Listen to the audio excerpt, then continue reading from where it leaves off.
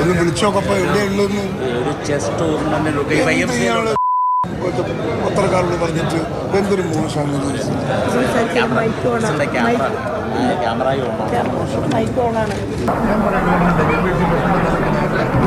ഞാൻ തുടങ്ങി വെച്ചോളാം.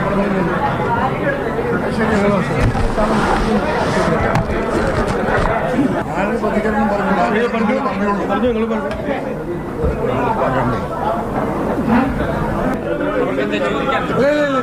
ഞാൻ പ്രസിഡന്റ് പറഞ്ഞ എല്ലാ കാര്യങ്ങളും ഈ ശബ്ദമൊന്നല്ല വേണ്ട.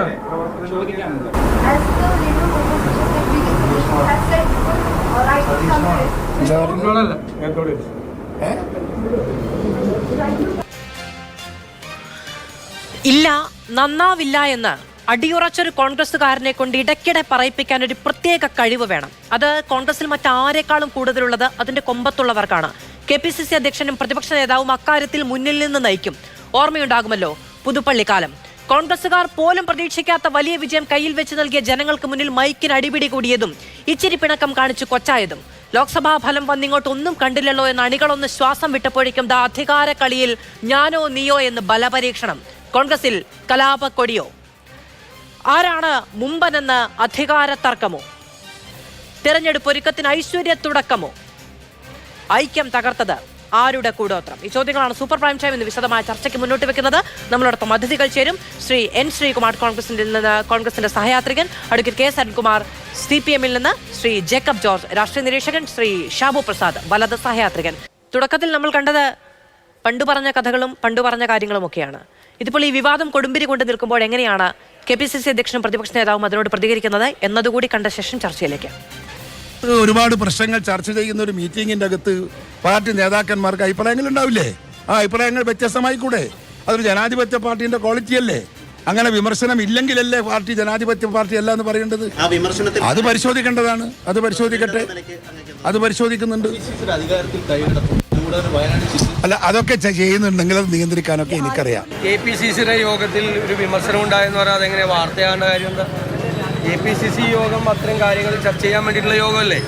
പിന്നെ ഒറ്റ പ്രശ്നമുള്ളൂ, ഈ യോഗത്തിൽ പറഞ്ഞതും പറയാത്തതും കൂടി പുറത്ത് വാർത്ത കൊടുത്തത് ആരാണെന്ന് പറഞ്ഞാൽ അവര് പാർട്ടിയുടെ ബന്ധുക്കളാണെന്ന് അന്വേഷിച്ചാൽ മാത്രം മതി. കാര്യത്തിന് വേറെ ഒന്നുമില്ല.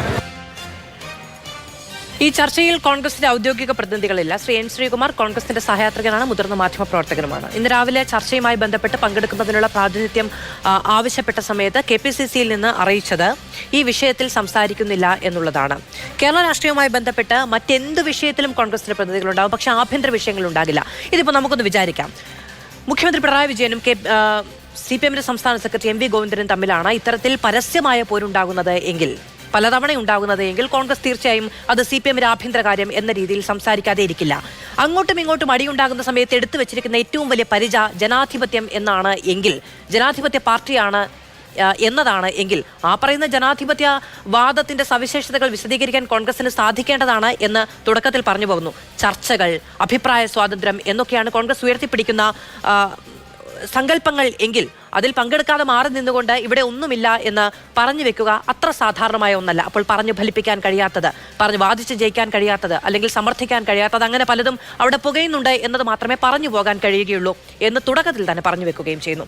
ശ്രീ N. ശ്രീകുമാർ, KPCC അധ്യക്ഷനും പ്രതിപക്ഷ നേതാവും കോൺഗ്രസിൽ രണ്ടു വഴിക്കാണോ? കോൺഗ്രസിൽ അവരെ രണ്ടു വഴിക്കാണോ എന്ന് ചോദിച്ചാൽ, ഒരാൾ പ്രതിപക്ഷ നേതാവും ഒരാൾ KPCC പ്രസിഡൻറ്റുമാണ്. അപ്പോൾ സ്വാഭാവികമായിട്ടും പ്രതിപക്ഷ നേതാവ് അസംബ്ലിയിലും KPCC പ്രസിഡന്റ് പുറത്ത് സംഘടനാപരമായ കാര്യങ്ങളിൽ നിൽക്കും. പിന്നെ മാധു ചോദിച്ച ചോദ്യത്തിൻ്റെ ഉള്ളിലുള്ള ആ ഒരു ഉള്ളിലിരിപ്പ് മനസ്സിലാക്കി ഞാൻ പറയുകയാണെങ്കിൽ, നിങ്ങളിപ്പോൾ കാണിച്ച തരത്തിലുള്ള ഒരു അഭിപ്രായ ഭിന്നത സുധാകരനും BD സതീശനും തമ്മിലുണ്ട്. തർക്കമൊന്നുമില്ലാത്ത കാര്യമാണ്. ഒരു കാര്യം ഒളിച്ചു വെച്ച് കോൺഗ്രസ് ഇന്നേവരെ അവരുടെ പ്രവർത്തനം മുന്നോട്ട് കൊണ്ടുപോയിട്ടില്ല. ജനങ്ങളത് തിരിച്ചറിഞ്ഞ് യഥാസമയങ്ങളിൽ കോൺഗ്രസിനോട് അനുകൂലമായും പ്രതികൂലമായിട്ട് പ്രതികരിച്ചിട്ടുമുണ്ട്. ഇവിടെ ഇപ്പോൾ മാധു ഉദ്ദേശിച്ചത് എന്താണെന്ന് വെച്ചാൽ, KPCC പ്രസിഡന്റ് ഒരു വഴിക്ക് പോകുന്നു, പ്രതിപക്ഷ നേതാവ് മറ്റൊരു വഴിക്ക് പോകുന്നു.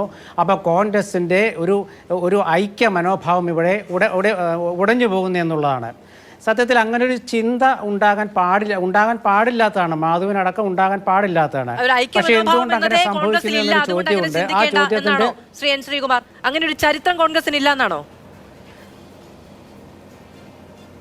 അല്ല, ഐക്യം എന്ന് പറഞ്ഞാൽ രാഷ്ട്രീയ പാർട്ടിയിലെ നേതാക്കളുടെ ഐക്യം എന്ന് പറയുന്നത് അത് ആഭ്യന്തര കാര്യം മാത്രമാണ്. അതിപ്പോൾ നേരത്തെ മാധു പറഞ്ഞു ഇപ്പോൾ ചർച്ച ചെയ്യാൻ വരുന്നില്ല എന്ന്. അത് ആഭ്യന്തര കാര്യം പരസ്യമായി ചർച്ച ചെയ്യേണ്ട കാര്യമില്ല, അല്ലെങ്കിൽ ആഭ്യന്തരമെന്ന് പേരിടേണ്ട കാര്യമില്ലല്ലോ. ആഭ്യന്തര കാര്യമായിട്ട് തന്നെ ഇരിക്കേണ്ടതാണ്.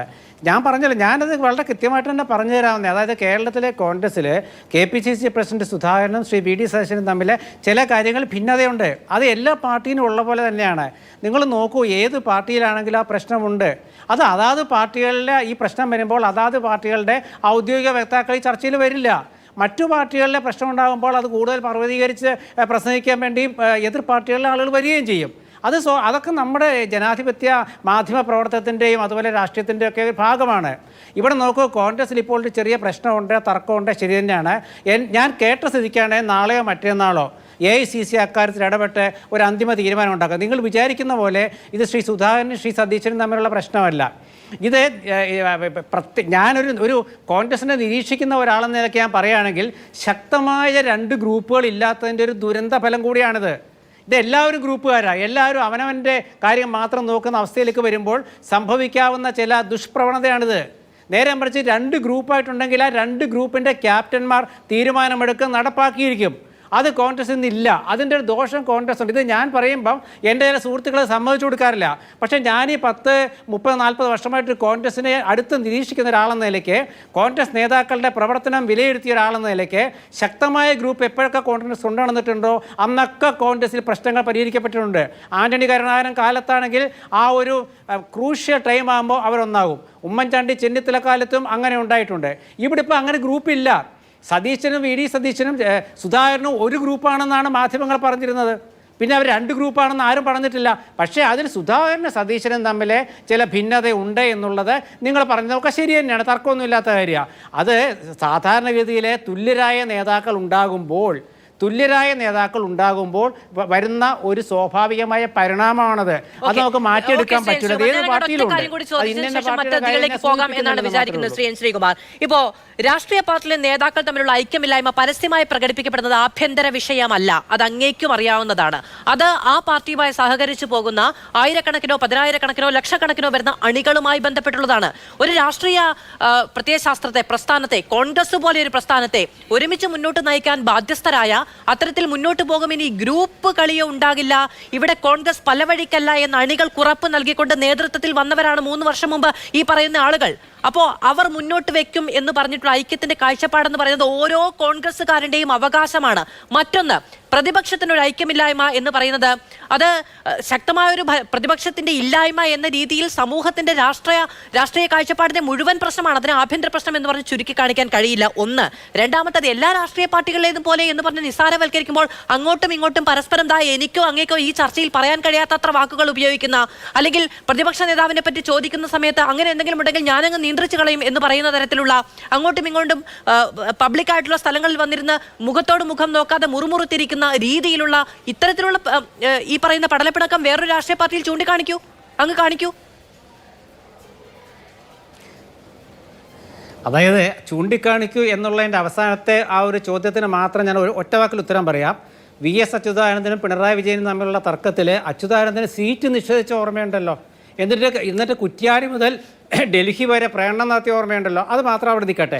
മറ്റുള്ള കാര്യം നേരത്തെ മാവ് ചൂണ്ടിക്കാണിക്കുമെന്ന് ആനുകാലിക രാഷ്ട്രീയത്തിൽ ചൂണ്ടിക്കാണിക്കുമെന്നാണ്. അതിപ്പോ ഈ പറയുന്ന ആന്റണിയും ഉമ്മൻചാണ്ടിയും ഉണ്ടായിരുന്ന സമയത്ത്, VSഉം പിണറായിയും ഉണ്ടായിരുന്ന സമയത്ത് രാഷ്ട്രീയ ദ്വന്ദ്വങ്ങൾ തമ്മിൽ അങ്ങോട്ടും ഇങ്ങോട്ടും എന്ത് തരത്തിലുള്ള പ്രശ്നങ്ങൾ ഉണ്ടായിരുന്നു? അപ്പോഴൊക്കെ ചർച്ചയായിട്ടുണ്ട്. ചർച്ചയാകാതിരുന്നിട്ടുണ്ടോ? ഇല്ല. കരുണാകരനുമായി ബന്ധപ്പെട്ട് പാർട്ടിയിൽ പ്രശ്നങ്ങൾ ഉണ്ടായപ്പോൾ ആ സമയത്തുള്ള മുഴുവൻ മാധ്യമങ്ങളും ചർച്ച ചെയ്തിട്ടുണ്ട്. അങ്ങനെ പല രാഷ്ട്രീയ ഘട്ടങ്ങളിലെല്ലാം വിഷയമായിട്ടുണ്ട്. ഇന്ന് ചൂണ്ടിക്കാണിക്കുമെന്നാണ് ഞാൻ പറയുന്നത്. അതാണ് ചർച്ചയുടെ തുടക്കത്തിൽ ചോദിച്ചത്. പിണറായി വിജയനും MV ഗോവിന്ദനും തമ്മിലാണ് ഈ പറയുന്ന ആശയ പ്രശ്നങ്ങളുണ്ടെങ്കിൽ ചർച്ചയാവില്ലേ? കോൺഗ്രസ്സുകാർ വന്നിരുന്ന് സംസാരിക്കില്ലേ?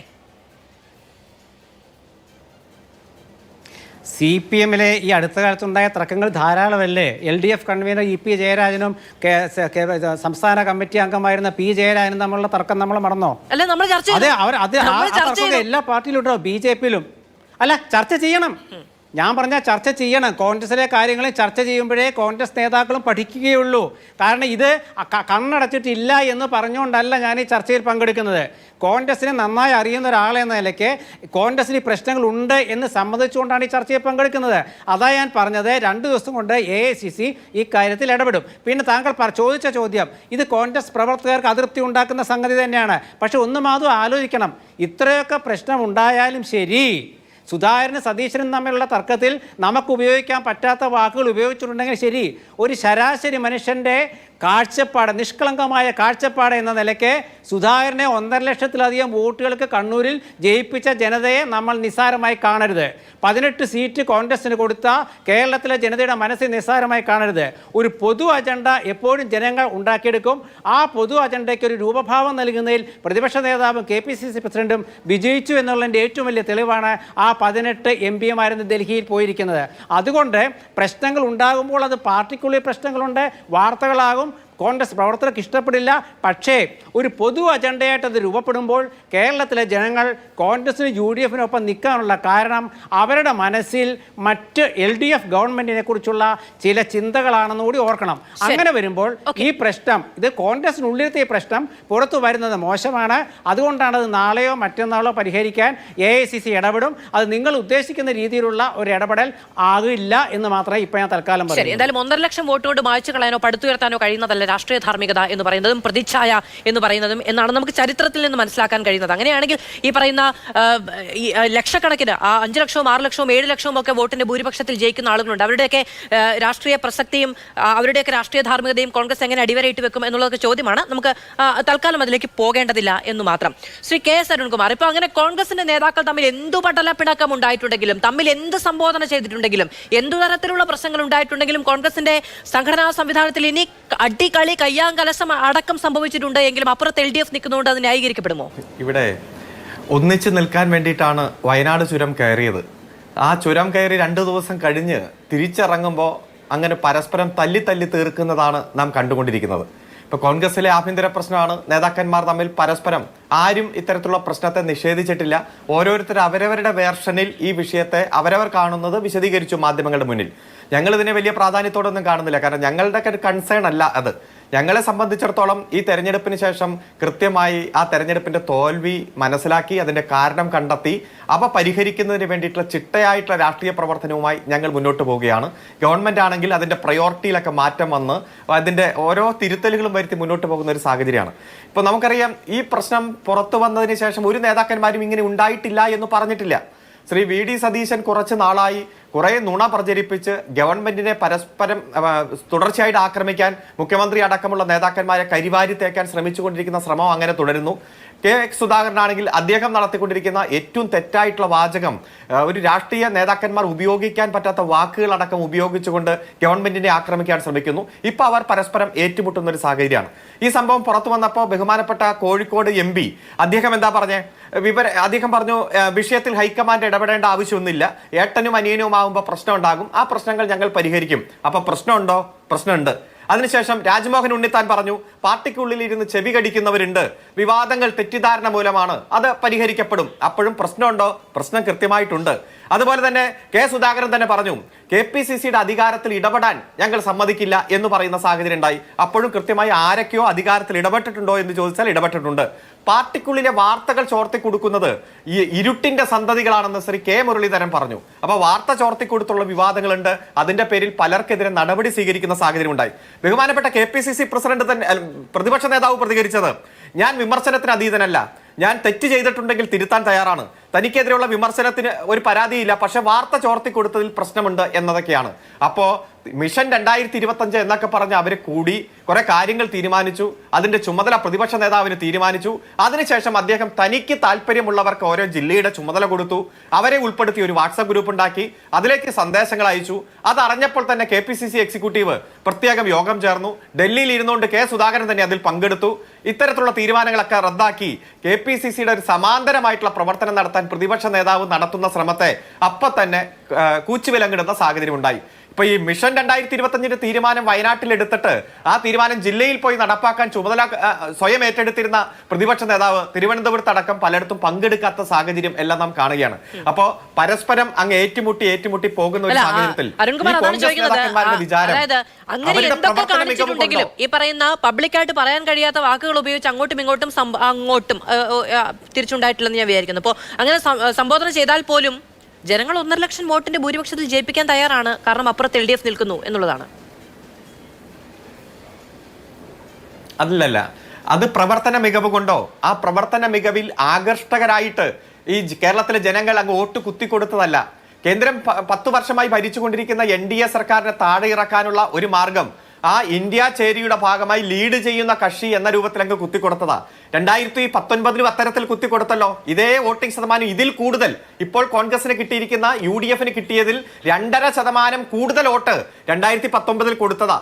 മാസങ്ങൾക്ക് ശേഷം നടന്ന പഞ്ചായത്ത് തെരഞ്ഞെടുപ്പ് 2020 ഡിസംബർ മാസം 16 റിസൾട്ട് വന്നപ്പോൾ 6 കോർപ്പറേഷനിൽ 5ലും LDF കൊടി പാറി പറന്നു. 946 ഗ്രാമപഞ്ചായത്തിൽ 600 ഗ്രാമപഞ്ചായത്ത്, 14 ജില്ലാ പഞ്ചായത്തിൽ 12 ജില്ലാ പഞ്ചായത്ത്, 153 മുനിസിപ്പാലിറ്റികളിൽ ഭൂരിഭാഗം മുനിസിപ്പാലിറ്റി ബ്ലോക്ക് പഞ്ചായത്ത് എല്ലാം തൂത്തുവാരിയത് നമ്മുടെ മുന്നിലുണ്ട്.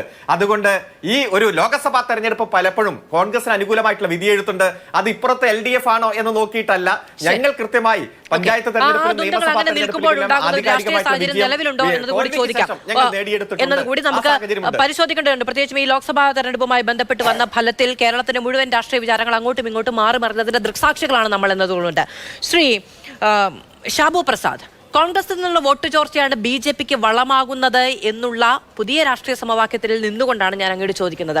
സംഘടനാ സംവിധാനത്തിന്റെ പേരിൽ കോൺഗ്രസ് പഴി കേൾക്കുമ്പോൾ, അണികൾക്ക് ആശ കൊടുക്കുന്നതിൽ കോൺഗ്രസ് പരാജയപ്പെടുമ്പോൾ അതിന്റെ ഗുണഭോക്താവായി ഇവിടുത്തെ വലത് രാഷ്ട്രീയം മാറുമോ, BJP മാറുമോ?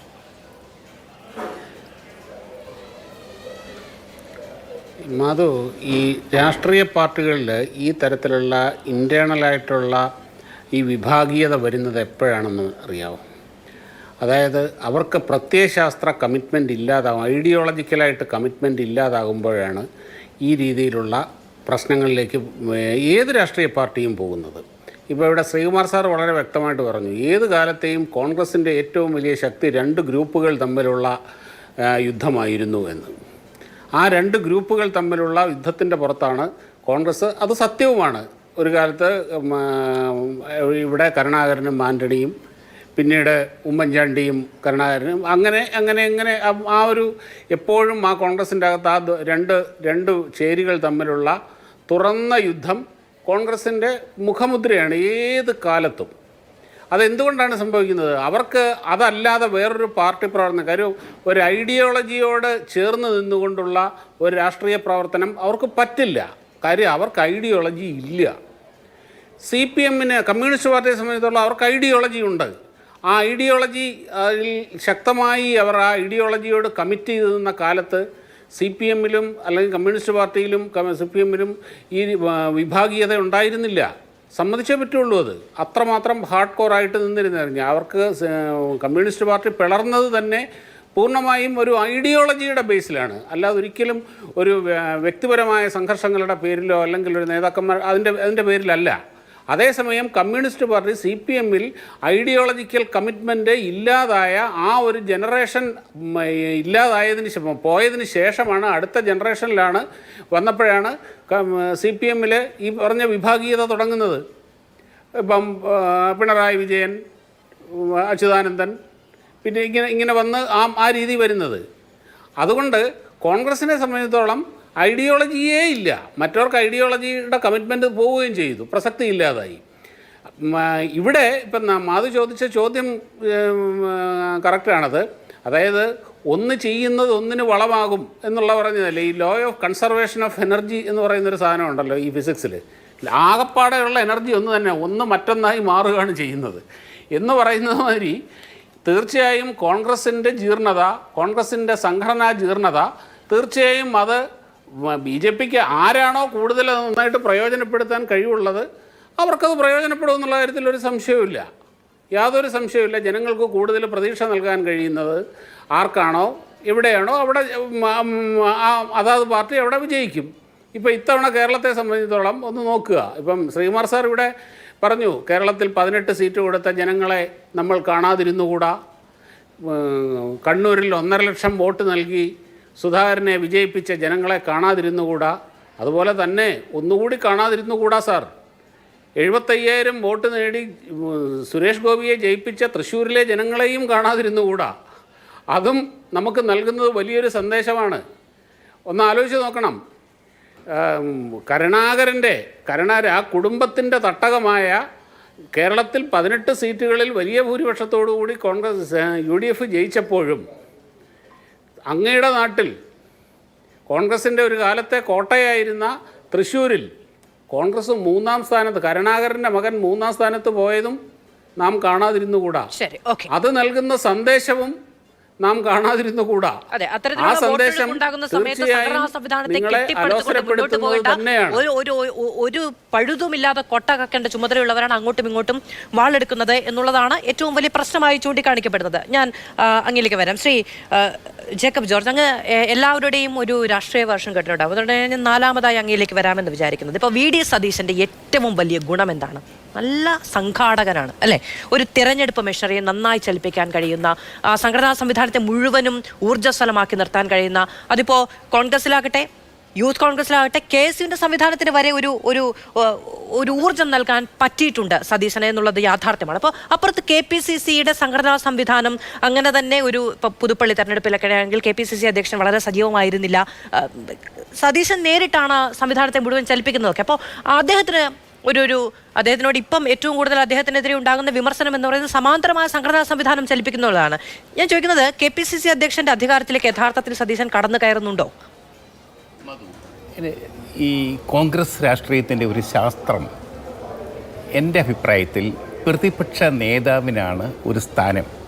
ആൻ്റണിയൊക്കെ മുമ്പ് ചോദിച്ചിട്ടുണ്ട്, AK ആൻ്റണി ആരാണ് ഒന്നാമൻ എന്ന് വെച്ചാൽ ആൻ്റണി ഞാൻ തന്നെയാണ് ഒന്നാമനെന്ന് സ്ഥിരീകരിക്കുകയാണ്, കരുണാകരനെ മാറ്റി നിർത്തിയിട്ടേ. അപ്പം അങ്ങനത്തെ തർക്കങ്ങളൊക്കെ നടന്നിട്ടുണ്ട്. പക്ഷേ ഇവിടെ ഒന്നാമൻ ആരെ എന്നുള്ള ചോദ്യം, ആ ചോദ്യമാണ് ഈ സംഘർഷത്തിന് കാരണം. സതീശനാണോ വലുത്, K സുധാകരനാണോ വലുത്? പ്രശ്നം നിസ്സാരമല്ല മധു. അത് വളരെ കോൺഗ്രസിൻ്റെ നേരിടുന്ന തീവ്രമായ പ്രശ്നം തന്നെയാണ്. ഒന്നാമൻ എന്ന് പറയുമ്പോൾ അടുത്ത മുഖ്യമന്ത്രി ആരെന്നുള്ള ചോദ്യമാണ്. ആ ചോദ്യം ശരിക്കും പറഞ്ഞാൽ ഞാൻ സതീശനെക്കുറിച്ച് പറയാം. VD സതീശനാണ് കഴിഞ്ഞ ഈ പ്രതിപക്ഷ നേതാവായ ശേഷം കോൺഗ്രസിൻ്റെ ഒരു നല്ല നേതാവ്, ഉത്തമനായ നേതാവ് എന്ന് തന്നെ ഞാൻ വിശേഷിപ്പിക്കും. തൃക്കാക്കര തെരഞ്ഞെടുപ്പ്, അവിടെ അദ്ദേഹം ചുമതല ഏൽപ്പിച്ചത് CP ജോണിനെയാണ്, കോൺഗ്രസ്സുകാരനെ അല്ല, കോൺഗ്രസ് നേതാവിനെ അല്ല. ഈ കഴിഞ്ഞ ലോക്സഭാ തെരഞ്ഞെടുപ്പിൽ തിരുവനന്തപുരത്ത് ശശി തരൂരിൻ്റെ തെരഞ്ഞെടുപ്പ് ചുമതല ഏൽപ്പിച്ചത് CP ജോണിനെയാണ്. നോക്കണം. രണ്ടാമത്തെ കാര്യം, കേരളം അങ്ങോളം തൃക്കാക്കര ജയിച്ചു, അത് പ്രതിപക്ഷ നേതാവിൻ്റെ വിജയമാണ്. പുതുപ്പള്ളി ജയിച്ചു, കോട്ടയാണ്, പക്ഷെ രണ്ടും കോട്ടയാണ്, സമ്മതിച്ചു. അപ്പോൾ ലോക്സഭാ തെരഞ്ഞെടുപ്പിലെ വിജയമോ? ഓടി നടന്ന പണി. എനിക്ക് പത്തനംതിട്ടയിലെ കാര്യം അറിയാം. സതീശൻ അവിടെ വ്യക്തമായിട്ട് പണിയെടുത്ത് ഗ്രൂപ്പുകളെല്ലാം ഒന്നിച്ച് പല നല്ല നേതാക്കന്മാർക്കൊന്നും പത്തനംതിട്ടയിൽ ഇപ്പോഴില്ല, തലമൂത്ത നേതാക്കന്മാരൊക്കെ പോയി. എങ്കിൽ പോലും ആ ഉള്ള നേതാക്കന്മാരെയും ഉള്ള വിഭാഗങ്ങളെയും കൂട്ടിച്ചേർത്ത് ഒരു നേതൃത്വത്തിൻ്റെ ഊർജം കൊടുത്തു. അങ്ങനെയാണ് തോമസ് ഐസക്കിനെ പരാജയപ്പെടുത്താൻ ആൻ്റണിക്ക് കഴിഞ്ഞത്. അതിൻ്റെ പിന്നിൽ സതീശൻ്റെ ശക്തി ഉണ്ടായിരുന്നു. 1967-69 കാലഘട്ടത്തിൽ കേരളത്തിലെ കോൺഗ്രസ് നേതാവായിട്ട് ഉദിച്ചുയർന്ന K കരുണാകരൻ, ശ്രീകുമാറെ കേൾക്കണേ, K കരുണാകരൻ പ്രതിപക്ഷ നേതാവായിരുന്നു. 9 അംഗങ്ങളെ ഉണ്ടായിരുന്നുള്ളൂ കൂടെ. ആ 9 അംഗങ്ങളെയും കൊണ്ട് കേരളത്തിലൊരു മുന്നണി കെട്ടിപ്പടുത്തത് അന്നത്തെ കോൺഗ്രസിൻ്റെ പ്രസിഡന്റ് അല്ല മധു, പ്രതിപക്ഷ നേതാവാണ്. അതുകൊണ്ട് ഞാനെപ്പോഴും കേരളത്തിലെ കോൺഗ്രസിൻ്റെ കാര്യം പറയുമ്പോൾ പ്രതിപക്ഷ നേതാവിന് തന്നെയാണ് പ്രാധാന്യം കൊടുക്കുന്നത്. പക്ഷേ പ്രതിപക്ഷ നേതാവിന് കൊടുക്കേണ്ട പ്രാധാന്യം കൊടുക്കാൻ സുധാകരന് താല്പര്യമില്ല. സുധാകരന് മാത്രമല്ല, സുധാകരന്റെ പിന്നിൽ ആരൊക്കെ ഉണ്ട് എന്നുള്ള ചോദ്യം കൂടിയുണ്ട്. അത് അവനവനാണ് ഒന്നാമൻ എന്ന തോന്നൽ അവനവനല്ലേ ഉണ്ടാകേണ്ടത്? അത് മറ്റുള്ളവർക്കും കൂടി ഉണ്ടാകണമെന്ന് പറയുമ്പോൾ പറഞ്ഞ് അതിൽ ശഠിച്ച് അത് പിടിച്ചു വാങ്ങുന്ന തരത്തിൽ ചെറുതാകണമോ മുതിർന്ന നേതാക്കൾ എന്നൊരു ചോദ്യമല്ലേ ഉണ്ട്. അല്ല, ഒരിക്കലും സതീശൻ അങ്ങനെ പറഞ്ഞിട്ടുണ്ടോ? ഞാനാണ് ഒന്നാമനെന്ന് സുധാകരൻ പറഞ്ഞിട്ടില്ല. പുതുപ്പള്ളി തെരഞ്ഞെടുപ്പ് കഴിഞ്ഞിട്ട് KPCC അധ്യക്ഷൻ അവിടെ വന്നിരിക്കുന്ന സമയത്ത് മൈക്ക് തള്ളി കൊടുക്കുന്നുണ്ട്. അപ്പൊ അത് ഈ പറയുന്ന എല്ലാം പച്ച മലയാളത്തിൽ അച്ചടി ഭാഷയിൽ പറയണം എന്നില്ലല്ലോ. അല്ലല്ല, അത് ശരിയാണ്. അതൊരു വലിയ അതിന്റെ ഭാഗമായിട്ടോടോ അതിന്റെ തിരിച്ചടിയായിട്ടാണ് ആലപ്പുഴയിൽ നടന്ന മറ്റേ സംഭവം. അത് ശരിയാണ്. അപ്പോൾ ഈ ഒന്നാമൻ ആരെ എന്നുള്ള സ്ഥാനത്തെ ചൊല്ലിയാണ് സുധാകരനും VD സതീശനും തമ്മിലുള്ള പോര്. ആ പോരത്ര ചില്ലറയല്ല, ഗൗരവമില്ലാത്തതല്ല എന്ന് തന്നെയാണ് ഞാൻ സമർത്ഥിക്കുന്നത്. ശരി, ഓക്കെ. ശ്രീ എൻ ശ്രീകുമാർ, ഇപ്പോ അടുത്തു വരുന്ന തെരഞ്ഞെടുപ്പ് എന്താണ്? തദ്ദേശ തെരഞ്ഞെടുപ്പിലുള്ള ഒരുക്കങ്ങൾ തുടങ്ങുകയാണ്. അതിനുവേണ്ടിയുള്ള ക്യാമ്പിൽ നിന്നാണ് പ്രതിപക്ഷ നേതാവ് വിട്ടുനിൽക്കുന്നത്. വളരെ ഐശ്വര്യകരമാണ് എന്ന് വേണമെങ്കിൽ നമുക്ക് പറയാം. അതായത് എങ്ങനെയാണോ കോൺഗ്രസിന്റെ തെരഞ്ഞെടുപ്പ് ഒരുക്കം തുടങ്ങേണ്ടത് അങ്ങനെ തന്നെ തുടങ്ങിയിരിക്കുന്നു എന്ന് വേണമെങ്കിൽ പരിഹസിക്കപ്പെടാം. പക്ഷെ ഇതാ നോക്കൂ, തദ്ദേശ തെരഞ്ഞെടുപ്പിന്റെ പ്രത്യേകത എന്താണ് ശ്രീ എൻ ശ്രീകുമാർ? അത് ഈ പറയുന്ന ഇപ്പൊ ലോക്സഭാ തെരഞ്ഞെടുപ്പ് പോലെ എളുപ്പം ജയിച്ച് കയറി പോകാൻ കഴിയുന്ന ഒരു സംവിധാനമല്ല. കേന്ദ്ര രാഷ്ട്രീയത്തിനെതിരെയുള്ള കേരളത്തിന്റെ ഒരു രാഷ്ട്രീയ ഭൂപ്രകൃതിയിൽ നിന്നുള്ള ഒരു വിധിയെഴുത്തിന്റെ ആനുകൂല്യം പെട്ടെന്നെടുത്ത് പോക്കറ്റിൽ വെക്കാൻ കഴിയില്ല. നിയമസഭാ തെരഞ്ഞെടുപ്പ് പോലെ പോലുമല്ല. ഇത് വളരെ കാര്യക്ഷമമായ സംഘടനാ സംവിധാനം 3 തലങ്ങളിൽ പ്രവർത്തിച്ച് അതാത് സ്ഥലങ്ങളിൽ നിന്ന്, കേന്ദ്രങ്ങളിൽ നിന്ന് പരമാവധി വോട്ട് സമാഹരിച്ച് മുന്നോട്ട് പോകേണ്ട ഒരു ഇടം തന്നെയാണ്. അതിന് പിന്നാലെയാണ് നിയമസഭാ തെരഞ്ഞെടുപ്പ് വരുന്നത്. അന്ന് ലോക്സഭാ തെരഞ്ഞെടുപ്പിന്റെ ഇത് പറയുന്നതിനേക്കാൾ തദ്ദേശ തെരഞ്ഞെടുപ്പിൽ പിടിച്ചു വാങ്ങാൻ കഴിഞ്ഞില്ലേ ഞങ്ങൾക്ക് എന്ന് ജനങ്ങളോട് അഭിസംബോധന ചെയ്യാൻ കഴിയേണ്ടതുണ്ട്. കോൺഗ്രസിന് കഴിയണമെന്നുള്ളത് എൻ്റെ ആഗ്രഹമല്ല എന്നാണ് കോൺഗ്രസ് വിചാരിക്കുന്നത്. അപ്പോ അവിടെ നിന്നുകൊണ്ടാണ് ഈ സംഘടനാ പ്രശ്നങ്ങളിൽ തന്നെ ഒരു സമാന്തര സംഘടന ഒരാൾ ഉണ്ടാക്കുന്നു, സംഘടനയെ ചലിപ്പിക്കാൻ മറ്റൊരാൾ നിൽക്കുന്നു എന്ന തരത്തിലുള്ള വെല്ലുവിളി ഉണ്ടാകുന്നത്. നോക്കൂ മാധു, നിങ്ങൾ പറഞ്ഞത് വളരെ തെറ്റിദ്ധാരണാജനകമാണ്. അതായത് വയനാട്ടിലത്തെ കോൺഗ്രസിൻ്റെ എക്സിക്യൂട്ടീവ് ക്യാമ്പിന് ശേഷം മിഷൻ 2025 ഇട്ടത് തദ്ദേശ തെരഞ്ഞെടുപ്പ് മുന്നിൽ കണ്ടിട്ടാണ്. നമ്മൾ ഈ വിവാദം ചർച്ച ചെയ്യുമ്പോൾ ഒരു കാര്യം മാധു ആലോചിക്കണം. 110 നിയോജകമണ്ഡലങ്ങളിലെ ക്യാമ്പ് ഇപ്പോൾ തുടങ്ങിക്കഴിഞ്ഞു. അസംബ്ലി മണ്ഡലങ്ങളിലെ 140 110 മണ്ഡലം കമ്മിറ്റികളിലെ ഇപ്പോൾ ക്യാമ്പ് തുടങ്ങിക്കഴിഞ്ഞു. 11 ജില്ലാ ക്യാമ്പുകൾ കഴിഞ്ഞു മാധു 10 ദിവസം കൊണ്ട് വയനാടിന് ശേഷം. ഇതൊക്കെ ഇതിനിടയ്ക്ക് നടന്നു. ഇതൊക്കെ ആരെങ്കിലും ശ്രദ്ധിക്കുന്നുണ്ടോ? നമ്മൾ പത്രങ്ങൾ ഈ 11 ജില്ലാ ക്യാമ്പ് നടന്നതിൽ തിരുവനന്തപുരത്തും കോട്ടയത്തും സതീശൻ പങ്കെടുക്കാത്ത കാര്യമാണ് എല്ലാവരും പറയുന്നത്. 11 ജില്ലാ ക്യാമ്പ് നടന്നു വയനാട് കോൺഗ്രസിൻ്റെ എക്സിക്യൂട്ടീവ് ക്യാമ്പിന് ശേഷം. 110 മണ്ഡലം ക്യാമ്പുകൾ ഒരുക്കങ്ങൾ നടക്കുന്നു. ഇതെങ്ങനെ നടക്കുന്നു ഇതിനിടയ്ക്ക്? അതാ ഞാൻ പറഞ്ഞത്, കോൺഗ്രസ് നേതാക്കൾ തമ്മിലുള്ള തർക്കം ഒരു ഭാഗത്ത് നടക്കുമ്പോൾ തന്നെ കോൺഗ്രസ് പ്രവർത്തകർക്കിടയിലുള്ള ഒരു ഐക്യമുണ്ട്. ആ ഐക്യത്തിൽ അവർ നേതാക്കളുടെ വഴക്കിനെ അവർ കൗതുകത്തോടെ വീക്ഷിക്കുന്നുള്ളൂ. കാരണം എന്താണെന്ന് വെച്ചാൽ ഈ നേതാക്കളെയെല്ലാം വളരെ വ്യക്തമായിട്ട് കോൺഗ്രസ് പ്രവർത്തകർക്ക് അറിയാം. ഇപ്പോൾ VD സതീശനെ കുറിച്ച് ശ്രീ ജേക്കബ് ജോർജ് കൂടെ പറഞ്ഞു. സതീശൻ പ്രതിപക്ഷ നേതാവാണ് എന്നുള്ളത് എല്ലാവരും അംഗീകരിക്കുന്ന കാര്യമാണല്ലോ. പ്രതിപക്ഷ നേതാവ് കോൺഗ്രസ് സംഘടനാ പ്രകാരം UDFിലാണ്. UDFിനെ നയിക്കുന്ന ചെയർമാനായ VD സതീശൻ അസംബ്ലിയിലാണ് പ്രതിപക്ഷ നേതാവെന്ന പദവി. പുറത്തു വരുമ്പോൾ അദ്ദേഹം UDF ചെയർമാനും പ്രതിപക്ഷ നേതാവും മാറുന്നു. നേരെ മറിച്ച് പ്രതിപക്ഷ നേതാവിൻ്റെ ഡ്യൂട്ടി അസംബ്ലിയിലാണ്. ഇപ്പോഴത്തെ സംഘടനാപരമായ ചുമതല KPC പ്രസിഡന്റാണ്. പക്ഷേ ഇവിടെ പ്രശ്നം എന്താ വെച്ചാൽ ഈ 2 നേതാക്കൾ തമ്മിൽ അഭിപ്രായ ഭിന്നത ഇല്ല സത്യത്തിൽ. പക്ഷേ എന്താ സംഭവിച്ചതെന്നറിയാമോ?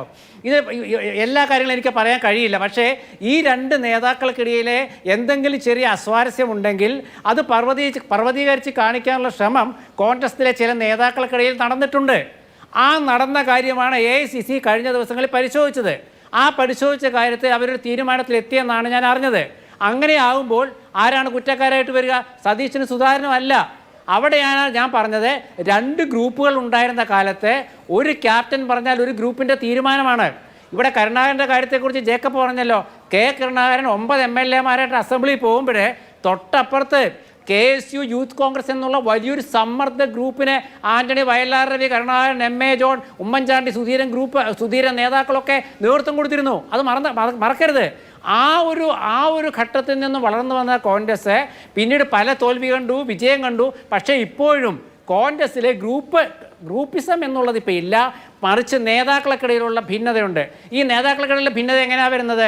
ഏത് രാഷ്ട്രീയ പ്രസ്ഥാനത്തിലും തുല്യരിൽ ഒന്നാമനാകാനുള്ള താല്പര്യം ഉണ്ടാവും. പ്രൈമസ് ഇൻ്റർപേഴ്സ് എന്ന് പറയും. തുല്യരിൽ ഒന്നാമനായിട്ട് വരാൻ താല്പര്യമുണ്ടാവും. തുല്യരിൽ ഒന്നാമനായിട്ട് വരാൻ ഒരു രാഷ്ട്രീയ നേതാവ് ആഗ്രഹിച്ചില്ലെങ്കിൽ അദ്ദേഹം നല്ല രാഷ്ട്രീയ നേതാവല്ല.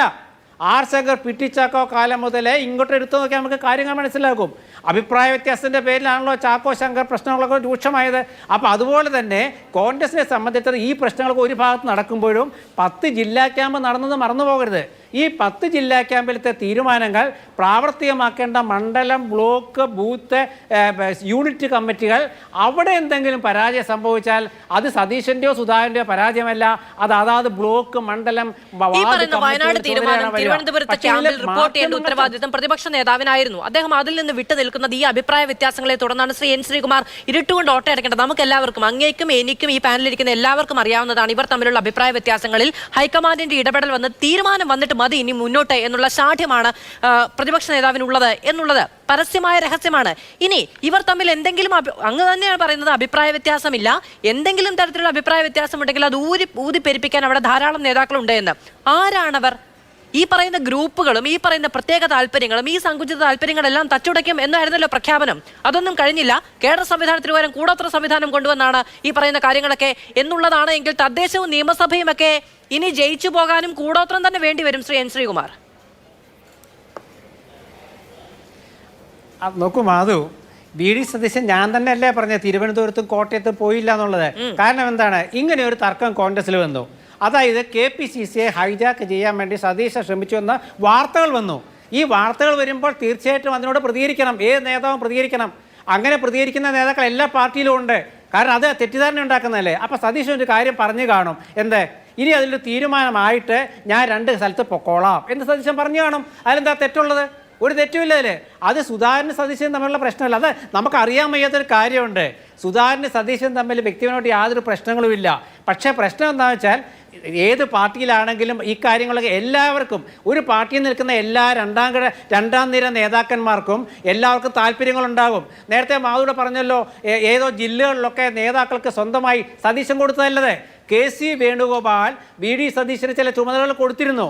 ആ ചുമതലകളുടെ അടിസ്ഥാനത്തിലാണ് അദ്ദേഹം പ്രതിപക്ഷ നേതാവിൻ്റെ ഓഫീസിൽ പ്രതിപക്ഷ നേതാവെന്നുള്ള ആ ഒരു ഇത് ഉപയോഗിച്ച് മാത്രമല്ല കോൺഗ്രസിൻ്റെ രാഷ്ട്രീയകാര്യ സമിതി അംഗമെന്ന നിലയ്ക്ക് കൂടി അദ്ദേഹം ചില തീരുമാനങ്ങൾ എടുത്തിട്ടുണ്ട്. ആ തീരുമാനങ്ങൾ വാട്സാപ്പ് ഗ്രൂപ്പിൽ അറിയിച്ചത് KPCCയുടെ സമാന്തര സർക്കുലറായിട്ട് വ്യാഖ്യാനിക്കപ്പെട്ടു. അങ്ങനെ അധികാരത്തിൽ കൈകടത്തലുണ്ടോ എന്ന് ചോദിക്കുമ്പോൾ KPCC അധ്യക്ഷൻ ഈ കാര്യം അറിയാതെ പോവുകയാണോ? സംഘടനാകാര്യ ജനറൽ സെക്രട്ടറി KPCCയുടെ സംവിധാനം ഉപയോഗിച്ചല്ല പ്രതിപക്ഷ നേതാവിലേക്ക് പോകുമ്പോൾ ആ സംഘടനാകാര്യ ജനറൽ സെക്രട്ടറിക്ക് ഇതിന്റെ സംഘടനാ സംവിധാനം അറിയില്ല എന്നാണോ? ശ്രീ എൻ ശ്രീകുമാർ, നമുക്ക് വിശദീകരിക്കാൻ ഏറെ പാടുപെടേണ്ടി വരും.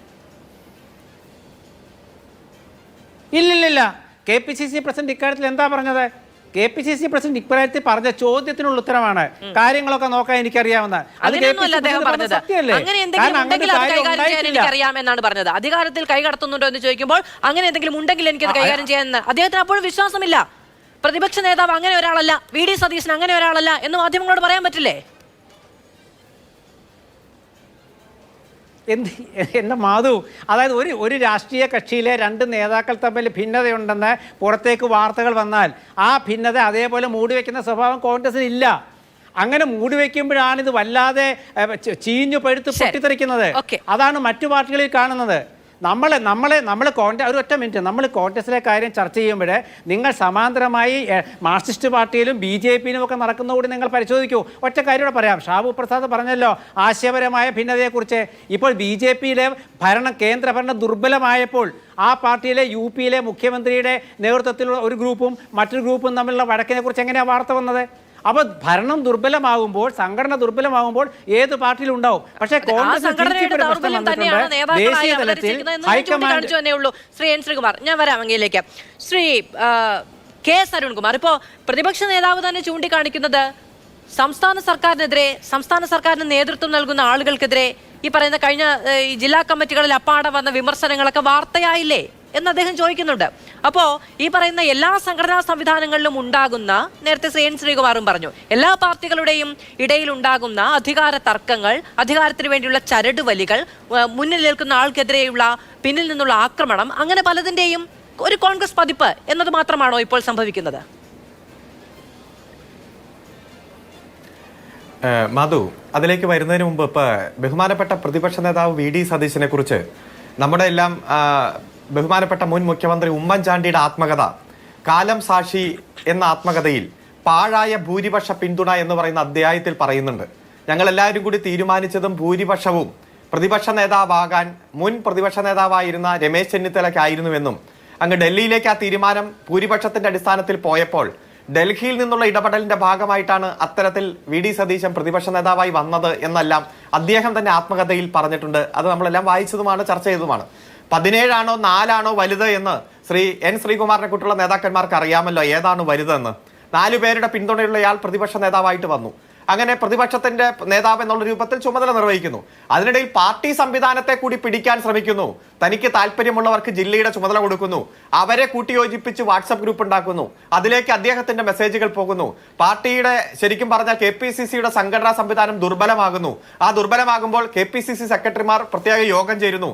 അതിൽ KPCC പ്രസിഡന്റ് തന്നെ പങ്കെടുത്ത് സംഘടന ഞങ്ങൾ നോക്കിക്കൊള്ളാം, ആ സംഘടനയിലേക്ക് പ്രതിപക്ഷ നേതാവ് ഇടപെടണ്ട എന്ന് പറഞ്ഞത് കൃത്യമായി കഴിഞ്ഞ 3-4 ദിവസമായി യാഥാർത്ഥ്യങ്ങൾ നമ്മൾ കാണുകയാണ്, മനസ്സിലാക്കിയാണ്.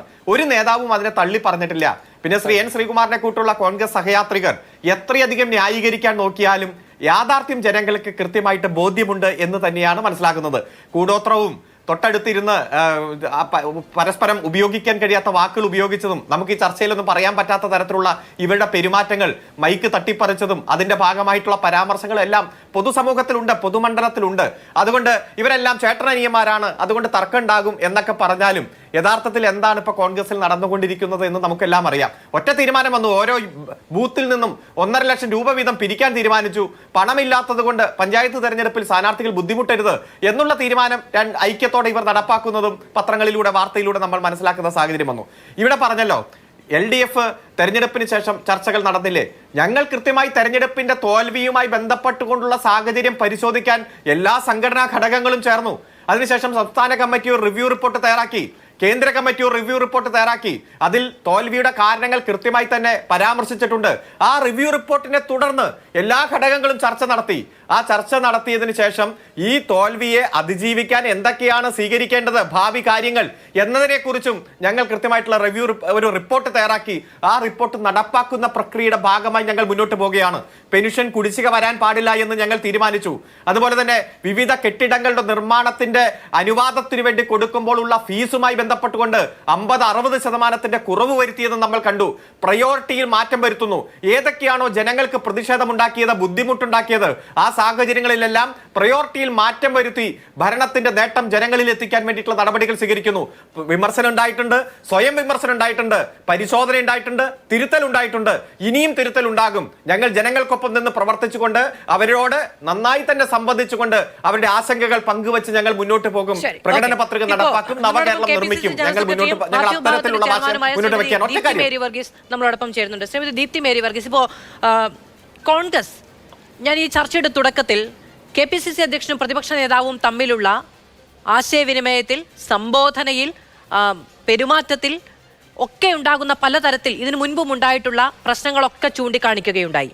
അതിൻ്റെ അടക്കം വിഷ്വൽ അടക്കം കാണിച്ചുകൊണ്ടാണ് ഈ ചർച്ച തുടങ്ങുന്നത്. അതിനുശേഷം ഇപ്പോൾ ഈ പറയുന്ന വയനാട് തീരുമാനങ്ങൾ റിപ്പോർട്ട് ചെയ്യുന്നതുമായി ബന്ധപ്പെട്ട് അധികാര തർക്കം, സമാന്തരമായ അധികാര കേന്ദ്രം, സംഘടനാ സംവിധാനം ഉണ്ടാക്കുന്നു എന്ന വിമർശനം, അങ്ങനെയുണ്ടെങ്കിൽ ഞാൻ കൈകാര്യം ചെയ്ത് കളയും എന്ന് പറയുന്ന KPCC അധ്യക്ഷന്റെ പ്രതികരണം, ഇതൊക്കെയാണ് ഈ പറയുന്ന ചർച്ച എന്ന് പറയുന്നത്.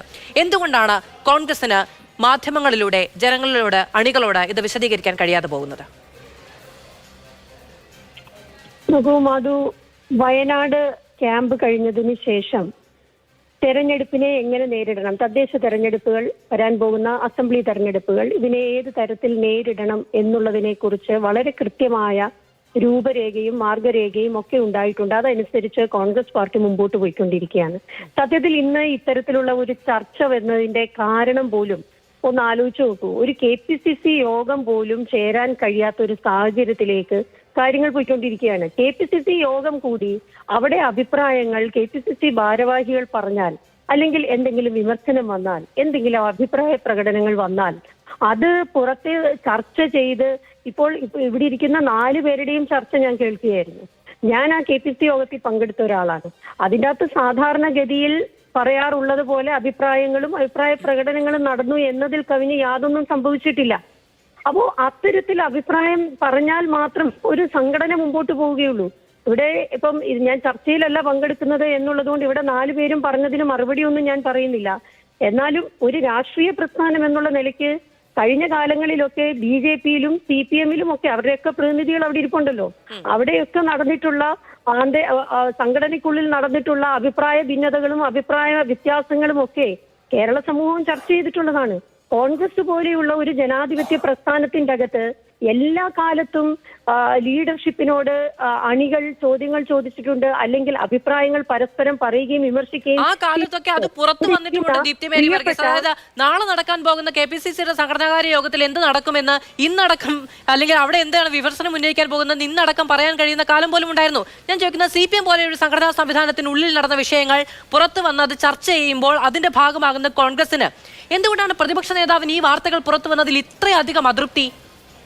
അദ്ദേഹം ആവർത്തിച്ച് ചോദിക്കുന്നത് എന്തുകൊണ്ടാണ് KPCC യോഗത്തിൽ കാര്യങ്ങൾ വാർത്തയായത്, KPCC യോഗത്തിൽ കാര്യങ്ങൾ വാർത്തയായത്, അല്ലെങ്കിൽ അങ്ങനെ വാർത്ത കൊടുത്തവർ കോൺഗ്രസിന്റെ ബന്ധുക്കളാണോ എന്ന് പരിശോധിക്കണമെന്ന് അദ്ദേഹം വിരൽ ചൂണ്ടുന്നത് KPCC അധ്യക്ഷൻ നേരെയാണ്.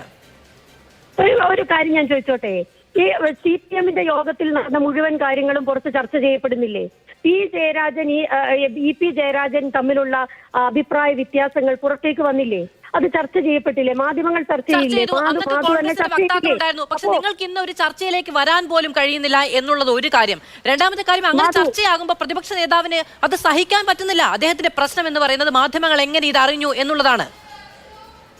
മാധു, ഇത്തരത്തിൽ ഇടപെട്ട് പറയാനാണെങ്കിൽ എനിക്ക് ഒന്നാമത് ഞാൻ ഫോണിലാണ് സംസാരിക്കുന്നത്, എനിക്ക് പറയാൻ ബുദ്ധിമുട്ടാകും. എന്നെ പറയാൻ അനുവദിക്കുകയാണെങ്കിൽ ഞാൻ കണ്ടിന്യൂ ചെയ്യാം.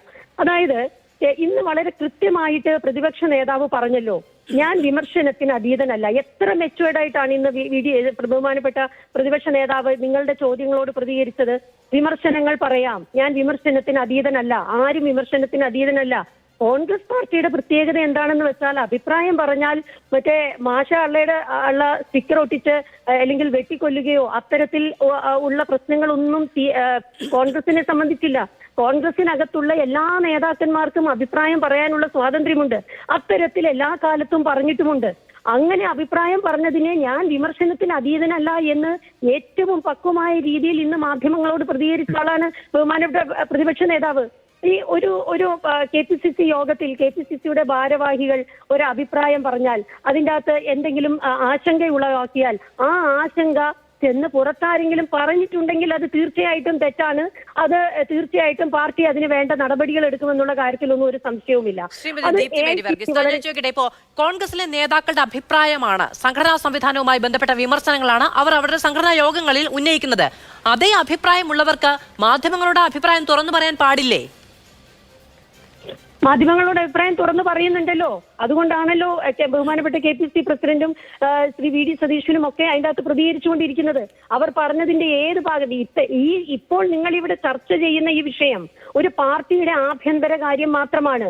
ആഭ്യന്തരമായി ഭാരവാഹികൾക്കോ അല്ലെങ്കിൽ മറ്റുള്ളവർക്കോ ചാർജ് കൊടുത്തവർക്കോ ഒന്നും പരസ്പരം മിണ്ടിക്കൂടാ, അവരുടെ അഭിപ്രായം പറഞ്ഞുകൂടാ, അവിടെ അഭിപ്രായ വ്യത്യാസം ഉണ്ടായിക്കൂടാ എന്നൊക്കെ പറഞ്ഞാൽ ഇതൊരു ജനാധിപത്യ പാർട്ടിയല്ലേ കോൺഗ്രസ് എന്ന് പറയുന്നത്?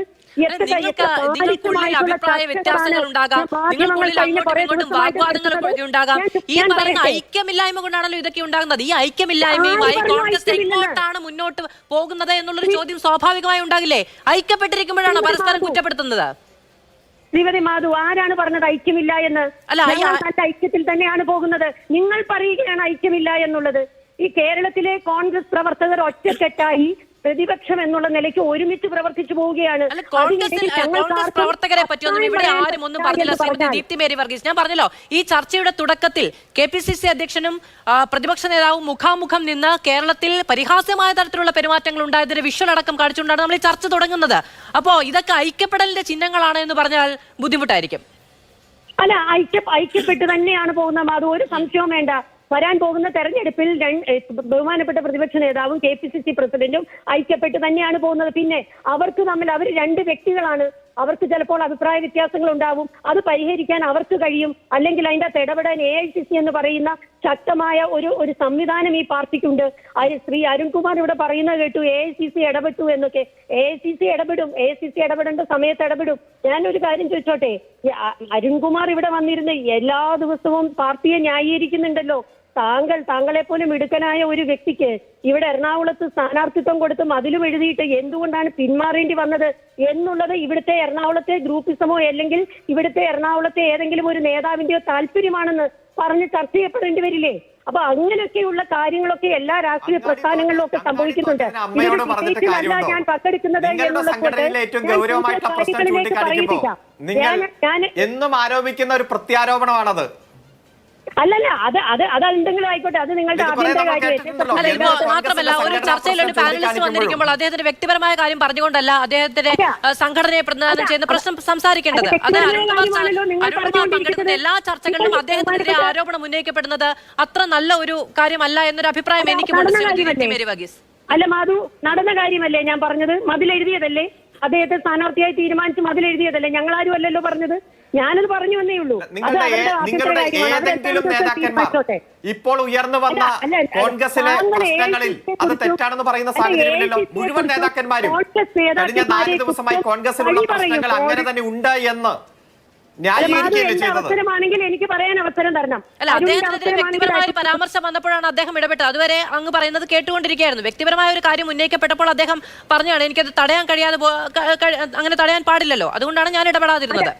അല്ല, ഞാൻ അദ്ദേഹത്തിന്റെ വ്യക്തിപരമായ കാര്യമല്ല പറഞ്ഞത്, സംഘടനാപരമായി നടന്ന ഒരു കാര്യത്തെ കുറിച്ചാണ് പറഞ്ഞത്. എനിക്ക് അദ്ദേഹത്തോട് ഏറെ ബഹുമാനമുണ്ട്. ഒരു മറ്റൊരു രാഷ്ട്രീയ പ്രസ്ഥാനത്തിലുള്ള ഒരു ചെറുപ്പക്കാരൻ എന്നുള്ള നിലയ്ക്ക് ഞാൻ നടന്ന ഒരു കാര്യം പറഞ്ഞു എന്നുള്ളതേ ഉള്ളൂ. പക്ഷെ ഞാനിവിടെ പറയുന്നത്, ഇവിടെ ബഹുമാനപ്പെട്ട VD സതീഷിനെ കുറിച്ചും KPC പ്രസിഡന്റിനെ കുറിച്ചും നിങ്ങൾ ഉള്ളതും ഇല്ലാത്തതും ഒക്കെ ചർച്ച ചെയ്യുമ്പോൾ ഞാൻ തിരിച്ചൊരു കാര്യം പറയുമ്പോൾ അത് പാടില്ല എന്ന് പറയുന്നത് ശരിയല്ലല്ലോ. അല്ല, പാടില്ല എന്നൊന്നും പറഞ്ഞില്ല. മാത്രമല്ല പറഞ്ഞത് എന്താണ്, ഇത് അങ്ങിപ്പോ മാധ്യമവിഭാഗം ചെയർമാനാണ്, അങ്ങാണ് സാധാരണഗതിയിൽ നമുക്ക് അതിഥികളെയൊക്കെ നൽകാറുള്ളത്. അപ്പോൾ ഇന്നത്തെ ഒരു വിഷയത്തിൽ എന്തുകൊണ്ടാണ് നിങ്ങൾക്ക് അതിഥികളെ പോലും നൽകാൻ കഴിയാത്തത് എന്നാണ് ഞാൻ അങ്ങയോട് ചോദിച്ചത്. ഈ പറയുന്ന ഒരു പ്രശ്നവുമില്ല എങ്കിൽ CPM-ന്റെ പ്രതിനിധികൾ ഈ പറയുന്ന ജില്ലാ കമ്മിറ്റിയുമായി ബന്ധപ്പെട്ട് ഉയർന്ന വിമർശനങ്ങൾക്ക് മറുപടി പറയാൻ ഇവിടെ വന്നിരുന്നിട്ടുണ്ടല്ലോ. നമ്മളുടെ ചോദ്യങ്ങളെ അവര് അഭിസംബോധന ചെയ്തിട്ടുണ്ടല്ലോ, അതിന് മറുപടി പറഞ്ഞിട്ടുണ്ടല്ലോ. ഇവിടെ ഇങ്ങനെയൊന്നും ഇല്ല എന്ന് ഉണ്ട് എന്ന് എത്ര ആവർത്തി ചോദിക്കുമ്പോഴും സംഭവിച്ചിട്ടില്ല എന്ന് പറയുന്നുണ്ടല്ലോ. നിങ്ങൾക്ക് അങ്ങനെ പറയാൻ കഴിയാത്തത് എന്താ? കാരണം നിങ്ങളുടെ KPCC അധ്യക്ഷൻ തന്നെ പറഞ്ഞിട്ടുണ്ട് വിമർശനം ഉണ്ടായി. അല്ല, വിമർശനം ഉണ്ടാവുമല്ലോ. ഉണ്ടായില്ലെന്ന് ആര് പറഞ്ഞു? വിമർശനം ഉണ്ടായാൽ ഞാൻ വിമർശനത്തിന് അതീതനല്ല എന്ന് അതുകൊണ്ടാണല്ലോ അദ്ദേഹം പറഞ്ഞത്. അത് ഈ പാർട്ടിക്കുള്ളിൽ തീർക്കാൻ ഈ പാർട്ടിയിലുള്ള നേതൃത്വത്തിന് കഴിയും. ഞാൻ ചോദിക്കുന്നത്, നിങ്ങൾ ഈ ചർച്ചയ്ക്ക് ആളെ വിടാത്ത കാര്യമൊക്കെ ഇതിന്റെ അകത്ത് ചർച്ച ചെയ്താൽ എനിക്കതിന് മറുപടി പറയേണ്ടി വരും. ചർച്ചയ്ക്ക് ആളെ വിടാനുണ്ടോ? അല്ല, CPM എല്ലാ വിഷയത്തിലും ചർച്ചയ്ക്ക് ആളെ വിടാറുണ്ടോ? BJP എല്ലാ വിഷയത്തിലും ചർച്ചയ്ക്ക് ആളെ വിടാറുണ്ടോ? ഞങ്ങളെ സംബന്ധിച്ച് ഒരു അടിസ്ഥാനരഹിതമായ ഒരു വിഷയം ചർച്ച ചെയ്യുമ്പോൾ ചർച്ചയ്ക്ക് ആളെ വേണ്ട എന്ന് BJP-യുടെയും അഭിപ്രായ സ്വാതന്ത്ര്യമല്ല, ജനാധിപത്യ ബോധ്യമല്ല കോൺഗ്രസിന് എന്നാണല്ലോ പൊതുവെ നിങ്ങൾ പറയാറുള്ളത്. അതുകൊണ്ടാണ് CPM-ലേക്കും BJP-ക്കും അപ്പുറത്തേക്ക് നിങ്ങൾക്ക് ഈ പറയുന്ന അങ്ങോട്ടും ഇങ്ങോട്ടുമുള്ള അഭിപ്രായ വ്യത്യാസങ്ങളൊക്കെ തുറന്നു പറയാൻ അടക്കം ജനാധിപത്യ ബോധം ഉണ്ടാകുന്നത് എന്നുമല്ലേ നിങ്ങൾ പറയാറ്? അല്ല, ഞാനിപ്പോ ചർച്ചയ്ക്ക് വന്ന് തെറ്റായി പോയി എന്നാണ് എനിക്കിപ്പോ തോന്നുന്നത്. കാരണം KPCC ജനറൽ സെക്രട്ടറി ആയ ഞാൻ എന്നോട് ഒരു മിനിറ്റ് ഒരു ഫോണിൽ ഒന്ന് വരണമെന്ന് പറഞ്ഞപ്പോൾ ഞാൻ വന്നത് അഭിപ്രായം പറയാൻ നല്ല കെൽപ്പുള്ളത് കൊണ്ടാണ് മാധു. പക്ഷെ അങ്ങനെയല്ല, സാധാരണഗതിയിൽ KPCC മാധ്യമവിഭാഗം ചെയർമാൻ നേരിട്ട് വന്നിട്ടല്ലോ അഭിപ്രായം പറയാറ്. അങ്ങ് നിയോഗിക്കുന്ന ആളുകളാണ് ചർച്ചയ്ക്ക് വരാറ്. പിന്നെ അങ്ങ് വന്നത് തെറ്റായി എന്നല്ല, അങ്ങേക്ക് സമയപരിമിതി ഉണ്ടെങ്കിൽ ഞാൻ തീർച്ചയായും അത് അനുവദിച്ച് നൽകാൻ തയ്യാറുമാണ്. അങ്ങ് മറുപടി പറയുന്നത് ഞാൻ ചോദ്യം ചോദിക്കുന്നു. ഇതാണല്ലോ നമ്മുടെ ഒരു പൊതുവെയുള്ള രീതി. അതുകൊണ്ട് ചോദിച്ചേ ഉള്ളൂ. അങ്ങ് പൂർത്തിയാക്കാം. ഞാൻ പറഞ്ഞത് ഇത്രയുമേ ഉള്ളൂ മാധു. ശ്രീമതി മാധു, ഞാൻ പറഞ്ഞത് ഇത്രയുമേ ഉള്ളൂ. കോൺഗ്രസിൽ സംബന്ധിച്ച് ചർച്ചകൾ നടക്കുമ്പോൾ ചർച്ചകളിൽ അഭിപ്രായ വ്യത്യാസം വരും. ഞങ്ങൾ വിമർശിക്കാറുണ്ട്, തിരിച്ചു വിമർശിക്കാറുണ്ട്, ഒക്കെ സംഭവിക്കാറുണ്ട്. അതിനപ്പുറമായിട്ട് ഒന്നുമായിട്ട് ഇതിനെ ചിത്രീകരിക്കേണ്ട ആവശ്യമില്ല. അത് ആരുടെയെങ്കിലും വെസ്റ്റഡ് ഇൻട്രസ്റ്റ് ആണെങ്കിൽ അതിനെ ശക്തമായിട്ട് ഞങ്ങൾ എതിർക്കുകയാണ്. ശക്തമായിട്ട് അതിന്റെ അകത്തുള്ള പ്രതിഷേധം രേഖപ്പെടുത്തുകയാണ്. ഓക്കെ, വളരെയധികം നന്ദി ശ്രീമതി ദീപ്തി മേരി വർഗീസ്, അങ്ങ് ഇത്രയും നേരം സംസാരിച്ചതിന്. ഷാബു പ്രസാദ്, ഇപ്പോൾ കോൺഗ്രസ് രാജ്യത്ത് മറ്റെവിടെയും പോലെയല്ല. കേരളത്തിൽ അതിന് ഉറച്ച സംഘടനാ സംവിധാനമുണ്ട്, കേഡർ സംവിധാനമൊക്കെ കൊണ്ടുവരും എന്ന് പറഞ്ഞിരുന്നുവെങ്കിലും അതിനപ്പുറത്തേക്ക് കേരളത്തിൽ അതായത് 19 സീറ്റ് കോൺഗ്രസിന് അനുകൂലമായി UDF-ന് അനുകൂലമായി കയ്യിൽ വെച്ച് കൊടുക്കാൻ കഴിയുന്ന ഒരു രാഷ്ട്രീയ സാഹചര്യം, അതിൻ്റെ ഭാഗമായി നിൽക്കാൻ കഴിയുന്ന വോട്ടർമാരുടെ മനസ്സ് ഒക്കെയുള്ള ഒരു സംസ്ഥാനമാണ് കേരളം. ഇവിടെ ഈ പറയുന്ന പടലപ്പിണക്കങ്ങൾ എത്രയുണ്ടായിട്ടുണ്ടെങ്കിലും നേരത്തെ എൻ ശ്രീകുമാർ പറഞ്ഞതുപോലെ കോൺഗ്രസിനുള്ളത് കോൺഗ്രസിന് കിട്ടും എന്നൊരു ആത്മവിശ്വാസം അവരെ ഭരിക്കുന്നുണ്ട്.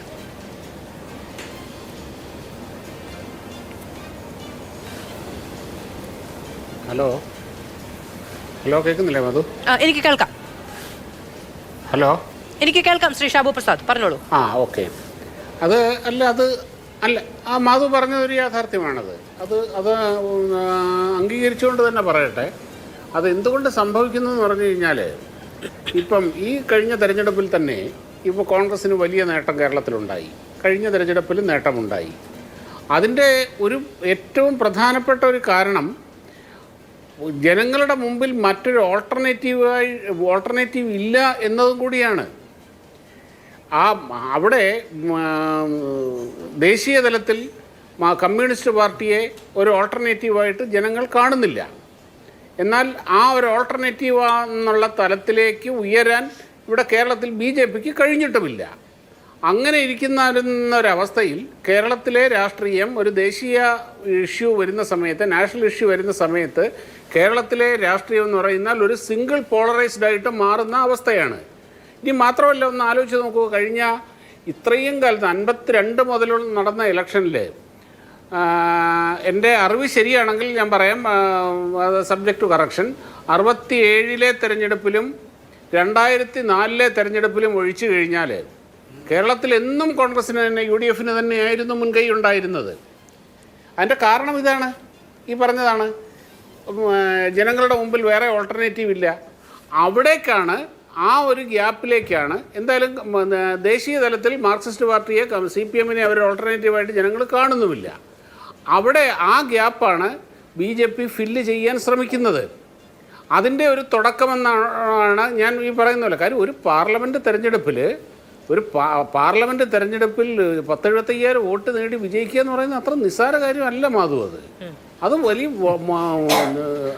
അതിനെ നിസ്സാരമായിട്ട് കാണുന്നുണ്ടെങ്കിൽ അത് അവരുടെ ആ ഒരു രാഷ്ട്രീയ ജ്ഞാനത്തിൻ്റെ കുറവാണെന്നേ ഞാൻ പറയുള്ളൂ, ആരുടെ ആയാലും. കാര്യം ആ ഒരു ഗ്യാപ്പ് ഫില്ല് ചെയ്യാൻ BJP ശ്രമിച്ചുകൊണ്ടിരിക്കുകയാണ്. അത് പൂർണ്ണമായി വിജയിക്കാനും അത് എത്ര കാലം എടുക്കും എന്നൊന്നും പറയാൻ കഴിയില്ല. കാര്യം കേരളത്തിലെ രാഷ്ട്രീയം എന്ന് പറയുന്നത് അത്രമാത്രം ധ്രുവീകരിക്കപ്പെട്ട ഒരു രാഷ്ട്രീയമാണ്. അതേസമയം ഇപ്പോൾ സംസ്ഥാന തിരഞ്ഞെടുപ്പ്, അസംബ്ലി തിരഞ്ഞെടുപ്പ്, പഞ്ചായത്ത് തിരഞ്ഞെടുപ്പ് അങ്ങനെയുള്ള അവിടേക്ക് വരുമ്പോൾ കേരളത്തിൽ കൃത്യമായ 2 ധ്രുവങ്ങളിൽ നിൽക്കുന്ന ഒരു രാഷ്ട്രീയമുണ്ട് കേരളത്തിൽ. അവിടെ അവർ കോൺഗ്രസ്സിന് പകരം, കോൺഗ്രസ്സിന് ഒരു ഓൾട്ടർനേറ്റീവായിട്ട് CPMനെയും ഇടതുപക്ഷത്തെയും കാണുന്നുണ്ട്. ദേശീയ തലത്തിൽ അത് കാണുന്നുമില്ല. ഈ 2 ധ്രുവീകരിക്കപ്പെട്ട് നിൽക്കുന്ന, അതിശക്തമായി ധ്രുവീകരിക്കപ്പെട്ട് നിൽക്കുന്ന രാഷ്ട്രീയത്തിൻ്റെ നടുവിൽ നിന്നുകൊണ്ടാണ് BJP ഇവിടെ സ്ട്രഗിൾ ചെയ്യുന്നത്, ഫൈറ്റ് ചെയ്യുന്നത്. അത് എത്ര കാലം ഇനിയെടുക്കും, എത്ര കാലം മുമ്പോട്ട് പോകുമെന്ന് നമുക്കിപ്പോൾ പറയാൻ കഴിയില്ല. പക്ഷേ ഈ കഴിഞ്ഞ ലോക്സഭാ തെരഞ്ഞെടുപ്പ് BJPക്ക് നൽകിയിരിക്കുന്നത് വളരെ വലിയ ഒരു കോൺഫിഡൻസാണ് മുമ്പോട്ട് പോകാനുള്ളത്. ആ കോൺഫിഡൻസ് അവർ അടുത്ത് ഇനി വരുന്ന തെരഞ്ഞെടുപ്പിൽ അവരെ ഒരുപാട് മുമ്പോട്ട് നയിക്കാൻ സാധ്യതയുള്ള എല്ലാ പൊട്ടൻഷ്യലും അവിടെയുണ്ട്. അതെങ്ങനെ വിനിയോഗിക്കണം, എത്ര വിനിയോഗിക്കണം, ഏത് രീതിയിൽ ചെയ്യണം എന്നുള്ളത് BJPയുടെ സംഘടനാ സംവിധാനമാണ് തീരുമാനിക്കുന്നത്. അത് പറഞ്ഞത് ഞാൻ അംഗീകരിക്കുന്നു. ജനങ്ങളുടെ മുമ്പിൽ വേറെ ഓൾട്ടർനേറ്റീവ് ഇല്ല, അതുകൊണ്ട് അവർ വിജയിച്ചു. ഇനി ഒരു ഒറ്റ കാര്യം കൂടെ ഞാൻ പറയാം, കാര്യം കോൺഗ്രസ് നേരിടാൻ പോകുന്ന വലിയൊരു പ്രതിസന്ധി ഇപ്പോഴല്ല, അതിൻ്റെ ഒരു തുടക്കം ആണ് ഇപ്പോൾ ഈ കണ്ടത്. 2026 തെരഞ്ഞെടുപ്പിൽ ആരാണ് മുഖ്യമന്ത്രിയാകേണ്ടത് എന്ന വലിയൊരു ചോദ്യം കൂടിയാണ്, ഒരു കനലാണ് ഇപ്പോൾ ഇതിൻ്റെ അകത്തൂടെ എരിയാൻ തുടങ്ങിയിരിക്കുന്നത്. കെ സുധാകരൻ ഇപ്പോഴും കോൺഗ്രസിന്റെ അകത്ത് നിൽക്കുന്നത് അദ്ദേഹം KPCC പ്രസിഡന്റ് ആയതുകൊണ്ട് മാത്രമാണ്. 2025 കോൺഗ്രസിൽ നടക്കുന്നത്, മിഷൻ 2026 കോൺഗ്രസിൽ നടക്കുന്നത്?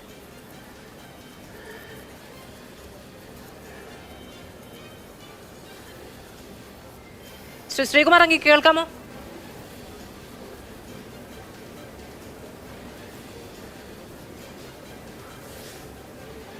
പ്രൊഡ്യൂസർ എനിക്ക് അദ്ദേഹത്തിന് ഓടി വിട്ടത്തില്ല.